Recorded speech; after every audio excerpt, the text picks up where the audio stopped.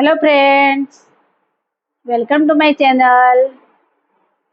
આજે આપણે palazzo cutting કઈ રીતે કરવું તે જોઈશું, અને તેમાં પણ આપણે એક જ બાજુ સિલાઈ કરવી પડે એ રીતનું કટિંગ જોઈશું. તો આ કાપડ છે, તો આ કાપડને હું સૌથી પહેલાં કઈ રીતે ગોઠવવું એ બતાવું છું. તો સૌથી પહેલાં આ કાપડને આ રીતે વાળી અને અહીંયા આ રીતે કરી દેવાનું. ત્યાર પછી આ રીતે રાખી અને આ રીતે એને ગોઠવવાનું છે. અહીંયા 3 થી 4 ઇંચ જેટલી જગ્યા છોડવાની છે. ત્યાં સુધી આપણે આવી રીતે કાપડને ગોઠવી દેવાનું.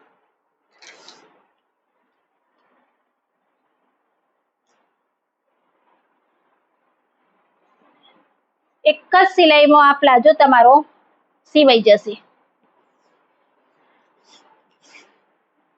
આ રીતે કમ્પ્લીટ આ રીતે ગોઠવી દેવાનો. અહીંયા જોઈ લેવાનું 5 ઇંચ છે તો 4 ઇંચ જ રાખવાનું. 4 ઇંચ સુધી છે આ રીતે.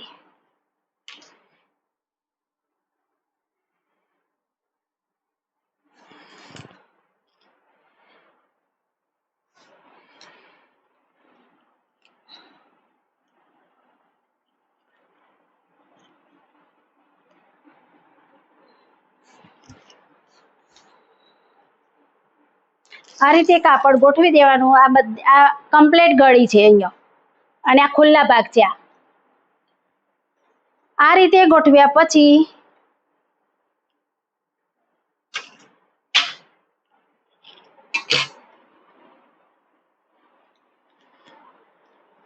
સૌથી પહેલા આપણે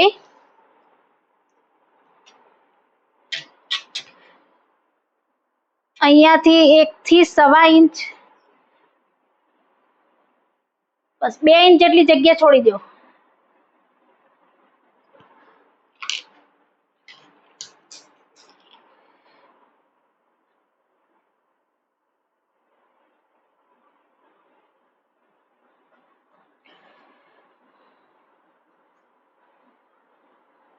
આ રીતે આટલો ભાગ ઉપર રહેવા દેવાનો.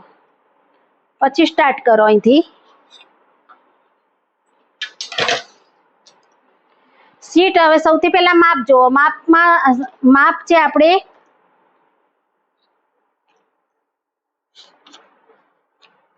લંબાઈ છે 37, સીટ 41 છે, અને આસન છે 13. આ બોડી મેજરમેન્ટ જ છે. તો સીટ આપણી એ છે 41, એમાં આપણે 4 ઉમેરીએ એટલે 44 થશે. 3 ઉમેર્યો એટલે 44, અને 44 નો આપણે ચોથો કરીએ તો 11 આવે.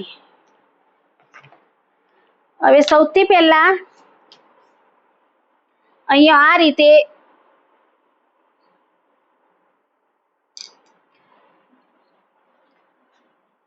પોણો ઇંચ અહીંયા પહેલા 11 માપી લેવાનું આવી રીતે, એટલે તમને નિશાન લેવામાં ખબર પડી જાય. આ રીતે હવે અહીંથી લેવાનું છે પોણો ઇંચ. આ રીતે પોણો ઇંચ પર નિશાન કરો.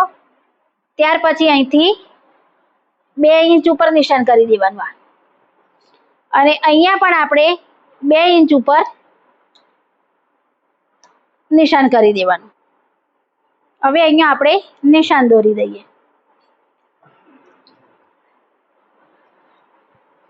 અહીંયા જે અહીંથી અહીંયા જે 11 ઉપર નિશાન લીધું છે એ અહીંયા રાખવાનું. હવે આ રીતે ફૂટપટ્ટીને પહેલા આપણે સીધી કરી દેવાની, અને અહીંયા ફૂટપટ્ટી અહીંથી ખસેડવાની નહીં, અને આ જે પોણો ઇંચનું નિશાન કર્યું છે અહીંયા આ રીતે મૂકી અને આ રીતે એક પહેલા સીધું નિશાન કરવાનું. ત્યાર પછી આ 2 ઇંચનું નિશાન, અહીંયા પણ આપણે જ્યાં 2 ઇંચ ઉપર નિશાન કર્યું ત્યાં પણ એક સીધી લીટી દોરી દેવાની. આટલું કર્યા પછી હવે આપણે આસન છે આપણે 12, તો અહીંથી આપણે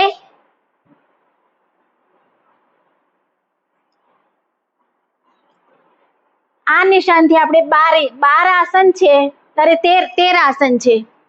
આસન છે 13, તો જેટલું પણ આસન છે એમાં 1 ઇંચ ઓછો કરવાનો. તે 13 આસન છે તો આપણે 12 ઉપર આપણે નિશાન કરવાનું, 1 ઇંચ ઓછો લઈ લેવાનો. અને અહીંયાથી આપણી સીટ છે આપણી 41, એમાં આપણે 3 ઉમેર્યા તો થયા 44. 44 નો ચોથો ભાગ થાય 11 અને એમાં આપણે અડધો ઇંચ ઉમેરી દેવાનો. અહીંયા જેટલું પણ માપ લીધું હોય એનાથી અહીંયા અડધો ઇંચ આપણે વધારે લેવાનું, આટલું યાદ રાખવાનું. આ રીતે 11.5 ઉપર નિશાન કરવાનું અને અહીંયા ત્યાર પછી અહીંયા 1.25 ઇંચ ઉપર અને આ નિશાનથી આ નિશાનને આપણે જોઈન્ટ કરી દેવાનું આ રીતે.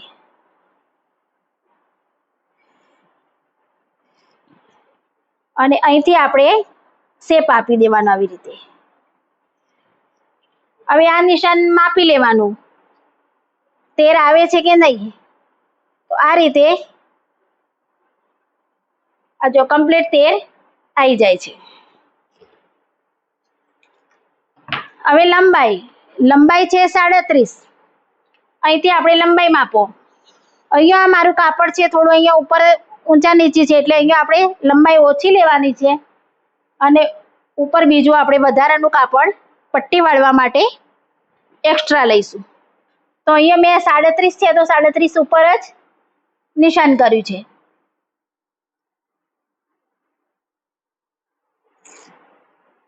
તમારે કાપડ અહીંયા પૂરું હોય તો પહેલા લંબાઈ 37 લેવાની, ત્યાર પછી જેટલી પણ પટ્ટી વાળવી હોય એટલું વધારાનું એક્સ્ટ્રા કાપડ લઈ લેવાનું.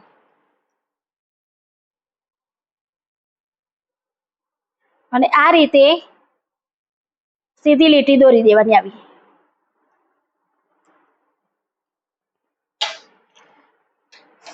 આટલું કર્યા પછી આપણે આ ફૂટપટ્ટી લેવાની, સ્કેલ લઈ લેવાની આ રીતે. અને આમાં કોઈ આપણે માપ નથી તો કેટલી બોટમ રાખવી, એટલે આ નિશાનથી તે અહીંયા આ રીતે સીધી આવી જાય એ રીતે આ મૂકી દેવાનું અને સીધો શેપ આપી દેવાનો.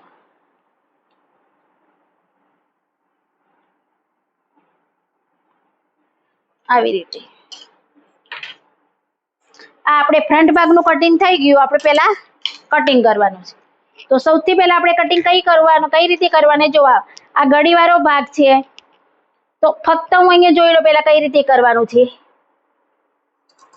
આટલું જ પહેલા કટિંગ કરવાનું અને આ એક ભાગ ઊંચો કરી દેવાનો આવી રીતે. અને આ રીતે આપણે આ શેપ જે દોર્યો છે 1.5 ઇંચ વાળો ત્યાંથી આપણે આ રીતે કટિંગ કરવાનું. પછી આ નિશાન જે દોર્યું છે એના ઉપર કટિંગ કરવાનું.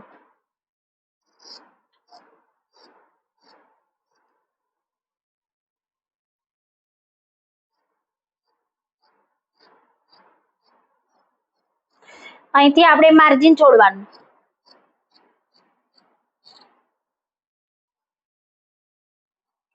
અહીંયા પણ જેટલું સિલાઈમાં લેવું હોય એટલું લઈ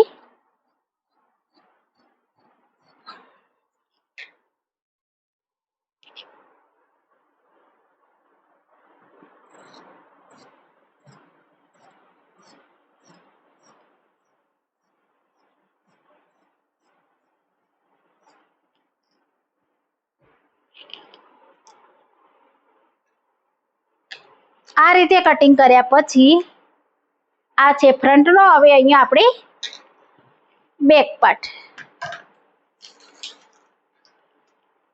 હવે આ જે નિશાન અહીંયા આપણે આ જે લીધું છે ત્યાંથી આપણે 3 ઇંચ લઈ લેવાનું આ લીટી ઉપરથી. એ અહીંયા આ રીતે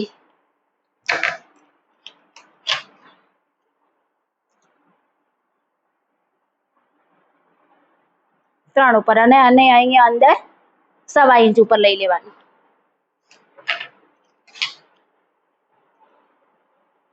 અને આ રીતે સેજ ત્રાંસમાં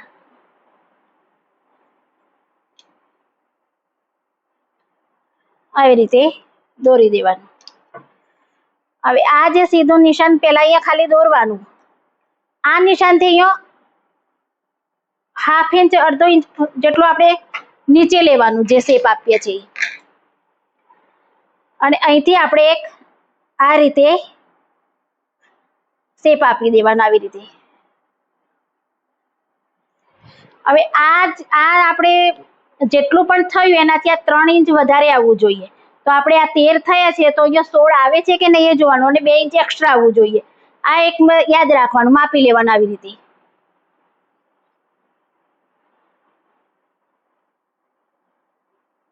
આ 16 અને અહીંયા 2 ઇંચ વધારે એટલે પૂરેપૂરું 18 અહીંયા આવી જાય છે. આપણે આ રીતે માપીએ અને અહીંયા અહીંથી અહીંયા સીધું તમારે એક આ રીતે રાખી અને એક લીટી આપણે દોરી દેવાની અહીંયા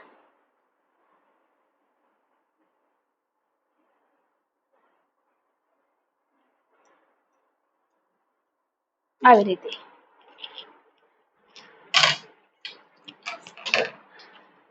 અને ત્યાર પછી આ પટ્ટી અહીંયા આવી રીતે મૂકી અને અહીંયા આ રીતે રાખી અને આપણે જેટલું પણ તમારે અહીંયા ઘેર લેવો એટલું લઈ શકો છો. અને આ રીતે સીધું જ આપણે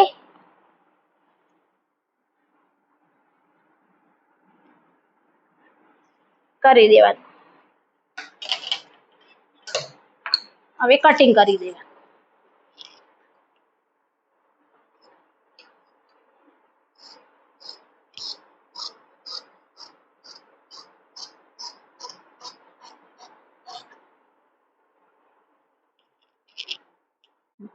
હવે અહીંયાથી અહીંયા આપણે માર્જિન છોડવાનું આટલું.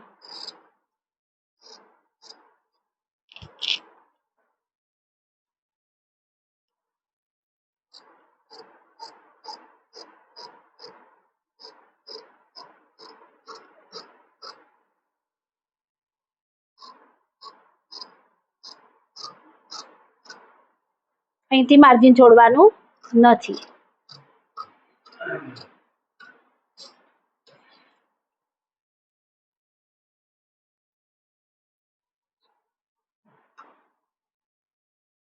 અને અહીંયા પણ માર્જિન છોડવાનું.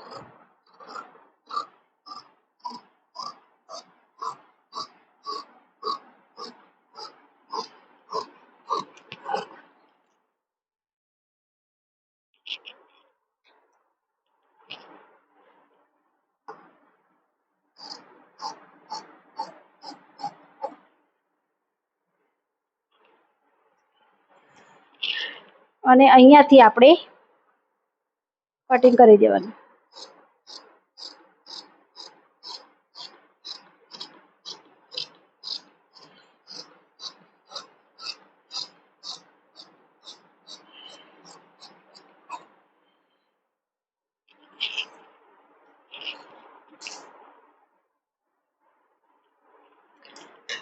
તો આ રીતે આપણે વન સાઈડ પ્લાઝોનું કટિંગ કર્યું કહેવાય. અહીંયા આ પૂરેપૂરી બંને બંધ ગળી છે. હવે જ્યારે પણ તમે સિલાઈ કરો ત્યારે આ ભાગની સિલાઈ કરી દેવાની અને અહીંયા પણ સિલાઈ કરી દેવાની. એ સિલાઈ કર્યા પછી આખો ખોલી દેવાનો અને વચ્ચેના ભાગની પહેલા અહીંયા પટ્ટી વાળી દેવાની અને પછી વચ્ચેના ભાગની સિલાઈ કરી દેવાની. એટલે આને તરત ઇલાસ્ટિકો કરી દેવાનું. એટલી જ વારમાં તમારે 10 થી અડધો કલાકની અંદર તમારે આ પ્લાઝોનું સિલાઈ થઈ જાય.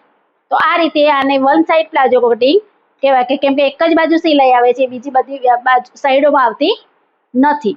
તો આ રીતે પ્લાઝોનું કટિંગ કરી શકાય.